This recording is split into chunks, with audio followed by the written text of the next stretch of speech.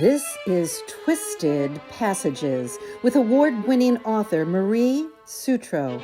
Now, let's take a deep dive into the dark world of psychological thrillers and meet the authors who created them. Hello, and welcome to Twisted Passages. I'm your host, Marie Sutro, and today we have amazing author Tess Sharpe here to talk about The Girl in Question. Welcome, Tess. Hi, everyone. I am so happy to be here. I am so excited you are here. Before we dive in, can you go ahead and give us an overview on the plot for The Girl in Question? Absolutely. So The Girl in Question is the sequel to a book called The Girls I've Been, which I wrote and published in 2021. I wrote it before then, obviously. Publishing takes forever. So The Girl in Question is the sequel. And so it is about Nora O'Malley, who is the daughter of a con artist who used to run a sweetheart con targeting criminal men. When Nora was 12, she escaped her abusive mother and abusive stepfather and ended up escaping with her older sister. And in the first book, we find her trapped in a bank after 5 years of hiding with her ex-boyfriend and her new girlfriend during a hostage situation where she has to unearth all of her con artistry skills in order to, get out of the hostage situation. In book 2, we find Nora and her ex-boyfriend and her girlfriend, who is no longer her new girlfriend, trapped in the woods and on a backpacking trip while her evil stepfather, who was just let out of prison, comes for her. And it is full of lots of twists, lots of turns, and a lovely one-eyed dog named Turbo. Okay, Turbo is pretty much everything. Turbo is everything. Turbo is based on my dearly departed dog, Go-Go, who used to chase bears for fun. She was this little mutt, like a little rotty mutt mix, sweetest dog in the world, saved from a hoarding situation, survived a rattlesnake bite to the face, was a ranch dog for a long time, and then I got her, and she lived out in the forest with me for about 10 years. And the best dog, so sweet. I miss her so much to this day, but I really liked being able to immortalize her in fiction. She sounds absolutely amazing, and if Turbo is the brainchild of this wonderful dog, how amazing she was. Now, as much as I did love Turbo, I have to say, I loved all the characters in this book. Nora is so amazing. Her team, her family team. Actually, that kind of kicks me off to where I want to start. Kind of my first question about this book. The plot is so incredibly fast-paced and so well done. And you wove that backstory from book 1 so seamlessly. You gave us everything we needed, not too much, perfectly metered out throughout the book. But the concept of family, as you mentioned, Nora does not come from a traditional family unit. And she's been recreating what it means to be in family. And I just loved how you came at it with all of these different pieces. You don't let us think that it's easy, no matter what family you whether it was the one you were born in or one that you've created, it's never easy. But what was it about the creation of a family that spoke to you? Because you just did it so beautifully.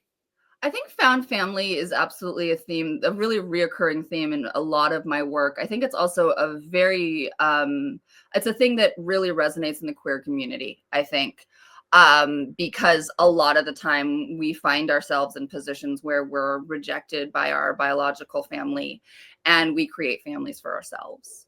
And I was absolutely thinking about that. And also in survival and abuse situations, you really find yourself not only having to build your own family, but figuring out what that actually looks like in a healthy way, because your idea of normal is going to be completely different.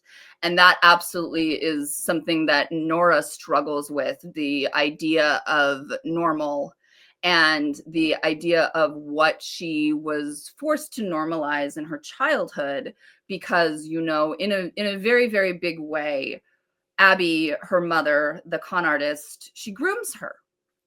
She controls her entire universe and her entire idea of the universe. And in a lot of ways, it's a little cult. And so in a lot of ways, Nora has to deprogram herself. And that is a lifelong process, I think. And one of the beautiful things that I love about her found family is that everyone is really, not that we're ever on equal playing fields when it comes to trauma, but especially when you've experienced childhood trauma, being someone who's on that cusp of adulthood, 18 to 19 range, your outlook on life and the way that you interact with people is going to be different. Yeah. So they're like the power team. I love these characters. Like, I look at all of them, they all have their own superpowers. How did you come up with each of their superhero powers, as I call them, as related to their own individual trauma? You know, I did a lot of pre-writing. So even in the first book, it's only Nora's point of view. In the second book, we get Wes and Iris's point of view a little bit, which was really fun. But before I had even started book 2, I had tens of thousands of words written from Wes's point of view and from Iris's point of view. Not particularly about the events in the first book, but about their childhood. I like run through, when I do a process called the Bones process to get to know my characters, and I'll write 30 to 50,000 words of like first kisses, first heartbreaks, first time you really realize that your parent is, you know, infallible and just a human being. That's the process that I have to go through to make this characters really feel three-dimensional without doing a ton of info dump or messing with the pacing, basically. Because especially in a nonlinear novel, if you're going backwards, if you're flashing back, you have to be flashing back for a really good reason. It has to inform the present. At least that's my personal rule, in order to keep it really propulsive. Most of my novels that I write as Tess Sharpe, my original novels that are not like work for hire or IP in the franchise world, are really oddly structured. I call them my puzzle books. I had one editor called them nesting doll narratives, that the more that you pull out, you know, it's like a little nesting doll, which I love. I wish I had come up with it myself. And so I did a lot of writing from Wes and Iris's point of view. And that was really, I will say that was most influential for me with Wes. Digging into his point of view and his journey in the second book, because the poor boy gets betrayed a lot. Actually, a scene that I wrote for the Bones ended up in the book, which was the analogy of the analogy and the callback to the Velveteen Rabbit. And that for me, really, that little scene that I had written just in the Bones process really conceptualized my understanding of Wes and really changed the trajectory of book 2. And for me, the Bones process informed Wes the most. Iris, I struggled with in book 1 until I realized that she had endometriosis. And then it just, everything fell into place. So I really just dig down into that Bones process to really get to know the characters, to really live with them, to kind of build their histories out. I think you did a beautiful job with it. Touching on Iris's endometriosis, I thought that was, sadly, and I have to kind of say that sadly because it is a common enough thing, the fact that you were willing to go places that society doesn't even usually go. That we could shout out. I have to shout out Kelsey B. Tony's The Unexpected Consequence of Bleeding on a Tuesday. It's coming out next year. Kelsey is a great friend. It's all about, it's so funny. It takes on a young woman dealing with endometriosis and dealing with a diagnosis. I highly recommend everybody pick it up. It just had a cover reveal last week or this week, actually. And it is going to touch so many people's hearts. Kelsey is just a phenomenal writer, a phenomenal human being, and just a gem. Like, and I can't wait for everyone to discover that book, because, you know, we have a lack of representation of endometriosis. There are a few. I was not the first. And there are a few romance novels as well. And I do not have my list right now, or I would give it to you. I need to have my handy dandy endometriosis character list. But for me, it was, I will say book 2, it was heavy. Kind of going back to, I was diagnosed when I was 17, which is really unusual. Usually you don't get diagnosed until you deal with infertility, in your, when you start trying to have babies. I got diagnosed really, really early, and I gave Iris basically like the best case scenario. She was gonna she's getting ready for excision surgery, which is the gold standard in endometriosis care. There's a difference between excision surgery and the surgery where you just laser off the endometriosis. Excision is an expert field where you cut the growths away. And I didn't know that there was a difference for many, many years, even as educated as I was about the disease. And ironically, as I was writing this book, literally the day after I turned this book in for the first time, I went and I had a hysterectomy and excision surgery, and it's changed my life. Like, I am so grateful to my surgeon and to the staff. And so I was preparing for my healing journey while and I wanted to give that to her as well. But it is a unique situation that she's diagnosed so early and that she is able to get that kind of care so early.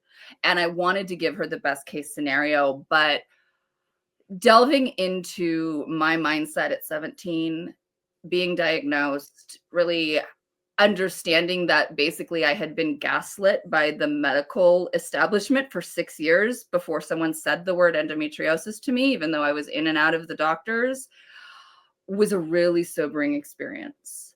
And it was one of those things where it's like, I'm not sure I would ever be able to write about my real lived experience as a teenager growing up with endometriosis, because it would be just awful, like really depressing.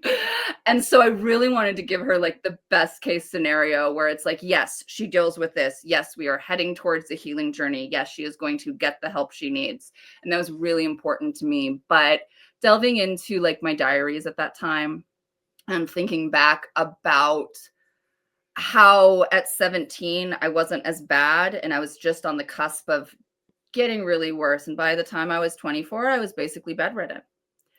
And I am just at this point, like I'm a year post hysterectomy and I'm still getting up to about 4,000 steps a day.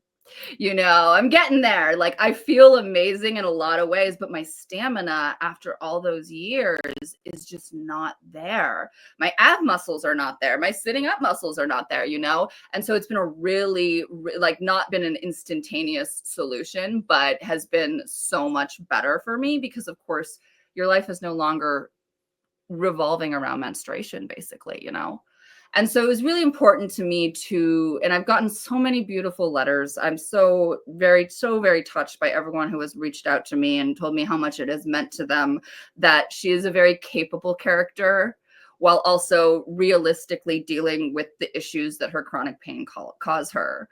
Because, there is this threat of, are my legs going to work? Am I going to have such bad cramps that I pass out, at the wrong moment? And she pushes through it. And I went back and forth, like talked to a few doctor friends too. I'm like, adrenaline, would probably like let us do this. And I'm like, I don't want to be unrealistic. I want to balance this. But it was really healing to be able to write a character that really I could draw from my life in a way that I don't think I really have ever with any other character.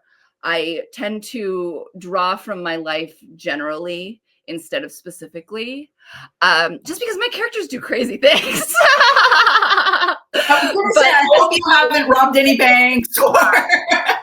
I know, right? Like, yeah, I wish that I was that badass, but I'm not. Like, my God. But yeah, getting to write her was a really interesting experience. It was a really hard experience to write in her perspective and to kind of think about how she would be in pain, how she would be managing it, what she would be worrying about. and asking myself what I would do in those situations as well. So it was really interesting, and I am always so glad that it seems like I got it right by the stance of most people, because like you don't want to get something like that wrong, and it is such a person specific disease. It's a condition that like some people can have it and not have any pain. Some people can have it and have babies. Some people can have it and not have babies, and so I am really proud of that, but I'm also just really glad that I got it right. It seems. Well, one of the other things that you totally got right, again, that beautiful relationship between Nora and Iris. There's a moment where Nora has to interact with Iris in a physical way, and she is hyper aware of what Iris is already dealing with her health. And it's something else that she knows is going to cause Iris some serious discomfort. And the way that you had Nora think about that, about adding, and I think that was the language about having to ever add to her pain, was so empathetic and beautiful. Oh, you're so sweet.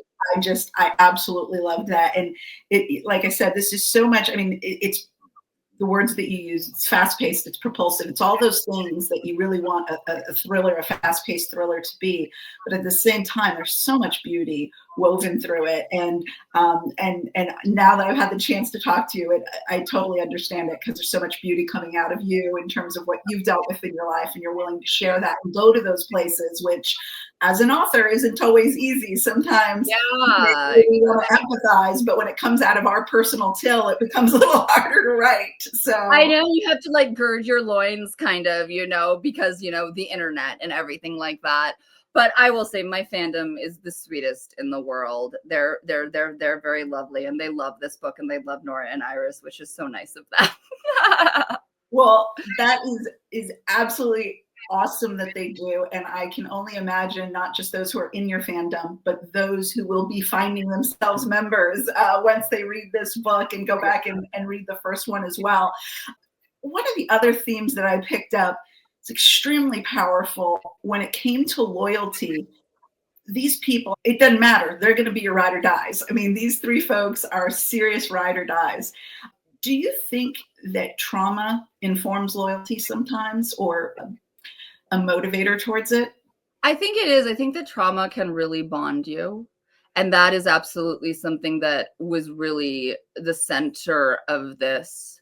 I find that when you're a teenager and you've gone through something traumatic, you tend to be drawn towards other people who have experienced similar things. That was my experience as a teenager. And that was that was absolutely the root of this friendship between the three of them, was very much informed by the girls that changed my life when I was a teenager, and the first book is dedicated to them, actually. And, we're all still friends. A lot of us became, like, 3 of us became writers, and 1 of us became a librarian. Like, it's wild. And I think that it also, this book especially explores the consequences of loyalty as well, especially through Wes, because, there is a deep codependency between him and Nora because they grew up together, and they are bonded in a very, very specific way, where every single time they break and evolve, they evolve together, and then they become even stronger. But there's consequences to that we see very, very clearly with Wes. Like, I believe the line is, he says that he doesn't know how to be without her. He doesn't know how to exist without her. She is very much the center of his world, even when they're not dating. And because she is his family, she and Lee are his family. And so it was really important to me that Wes breaks free of that loyalty a little bit to find himself, and that Nora honors that, because even though it's hurtful, because he really needs that. So we really do explore the consequences of loyalty and the benefits of loyalty in this book, even dog loyalty. Oh gosh, Turbo. Now you're going to just start me down a whole nother rabbit hole. But before I do that, I do want to let everyone have the chance, if they have not discovered your work, if they're already a fan, where is the best place for folks to find you and find out what's next? I would say probably Instagram. I am taking a break from it right now because I'm on like 3 million deadlines, but I'll be back in January. And that's my handle there is Forest of Arden. I have locked myself out of my Twitter account and I can't get back in, but I don't really want to get back in at this point. You can also find me on Blue Sky at Sharp Girl. You can find me on Threads as Forest of Arden. You can also go to my website and sign up for my newsletter. I do, if you're someone who's interested in publishing, I do behind the scenes publishing baseball. Basically, I go through stuff that like we don't really talk about past the querying stage. So like more like mid-career author stuff, like how do you pitch an option book? How do you write a PM announcement? Stuff like that. Basically, whatever's going on in my life, I break it down and make it educational. But you can also get book updates from the newsletter as well. So it's on tesssharpe.com. You can find me there as well. Awesome. Well, this story was absolutely awesome. Thank you so much. Again, it is The Girl in Question. Not only was it a great read, Tess, but having you here today and having you share your own personal story was absolutely amazing. Oh, I'm so happy to be here and chat with you. And thank you all for joining us on this episode of Twisted Passages. We hope to see you next time.